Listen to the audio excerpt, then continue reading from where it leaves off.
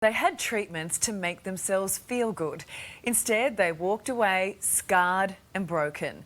These women are also out of pocket after a chain of cosmetic salons collapsed. Juliet, Hannah from A Current Affair, how are you? I just want to talk to you about Injectable Institute Australia. What happened? They've ruined my self-worth, made me not trust other places. I just wanted to feel good about myself. $3,000 down the drain. You trust somebody and you pay a lot of money. You expect to get the treatment you deserve. It's hard to even talk about. I know that it's changed me for life. 33-year-old mum Chantelle wanted to feel good for Christmas, so she booked into Injectable Institute Australia late last year to get fresh Botox. They had a special promotion thing on and I had been recommended by a friend. Bought some of those packages and headed on down to their Hurstville clinic. Chantelle says she paid $890 for 10 major areas of Botox. I had my frown, my crows and then my gummy smile. She's had work done in those areas before, but says her experience at IIA was unusual. There was 3 nurses initially.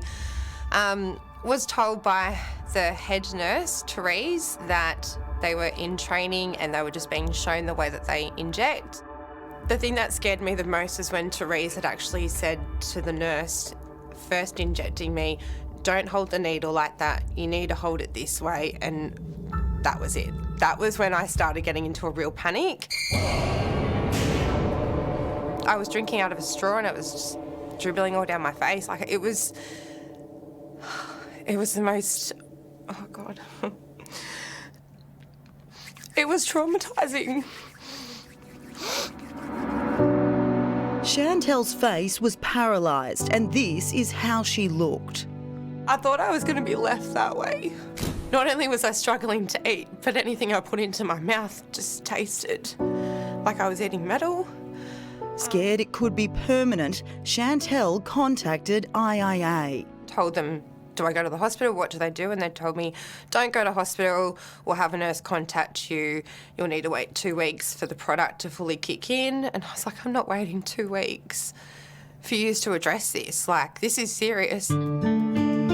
So Chantelle took to social media to share her devastating experience, and it finally got their attention. They gave me my money back second week in December after I put the post up. To make matters worse, she learnt her injecting nurse Therese wasn't registered.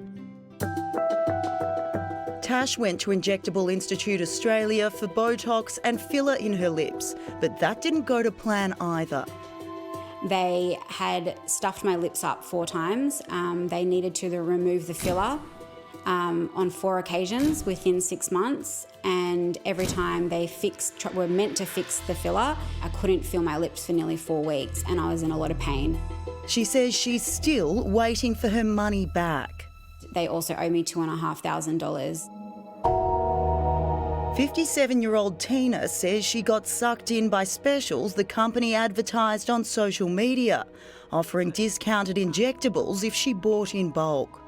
I didn't have enough credit on my MasterCard to go through with it, and she kept saying, try 500, try 200, keep trying, keep trying. I saw that it's maxed out, I can't do any more.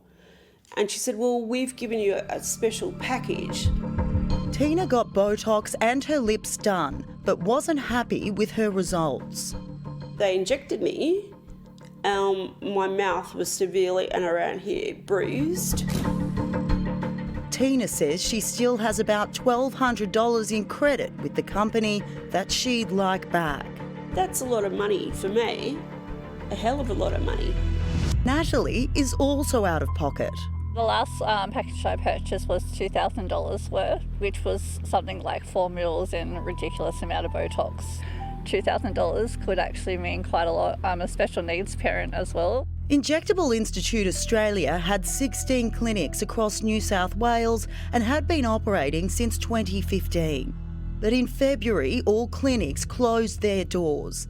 Tina got a message advising her they'd closed due to the director passing away. I tried to ring them, it just rings and then just cuts out. IIA then posted on Facebook that liquidators have been appointed and it's ceased trade.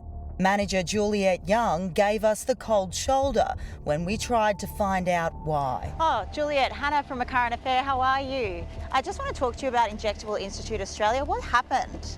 Will you give people their money back? 165 people have already put in a claim to get their money back. My biggest fear is that they'll go bankrupt and then just open up another business under another name, which happens all the time, and then they'll do this again to more people. I think you can all rot because you've not delivered. So. What happened to the women's faces? And the Healthcare Complaints Commission is investigating the Hurstville clinic where Chantelle had her procedure.